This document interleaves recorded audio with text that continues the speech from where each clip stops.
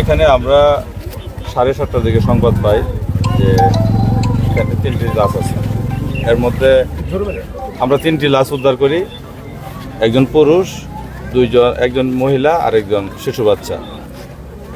পুরুষের নাম হচ্ছে নাজমুল, আর মহিলার নাম হচ্ছে খাদিজা, আর মেয়েটার নাম হচ্ছে নাদিয়া, যার বয়স 4 বছর। আমরা প্রাথমিকভাবে এখানে আসার পরে দেখতে পাই যে ভিতর থেকে দরজা লাগানো এবং জানলা দিয়ে দেখা যায় যে নাজমুল নামে 28 যে বয়স, সে ঝুলে আছে। আর বিছানার মধ্যে খাটের উপর দুজন পড়ে আছে, হচ্ছে খাদিজা আর নাদিয়া।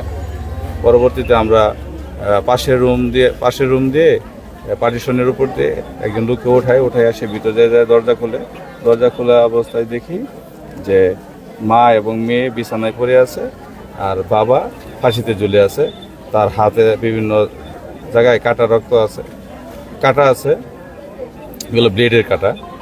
আর প্রাথমিকভাবে ধারণা করা হচ্ছে যে বাবা যে নাজমুল, সেই তার স্ত্রী এবং শিশুকে শ্বাসরোধ অথবা বালিশ চাপা দিয়ে সে হত্যা করেছে, প্রাথমিক ধারণায় মনে হচ্ছে।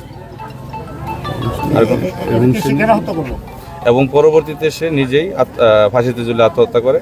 আমরা এখানে হারপিকের একটা পেয়েছি, সে হারপিকও খেয়ে থাকতে পারে। হাত কেটেছে, তারপর সে হারপিক খেয়েছে এবং সে ফাঁসিতে ঝুলে আত্মহত্যা করেছে। স্ত্রীর নাম কি?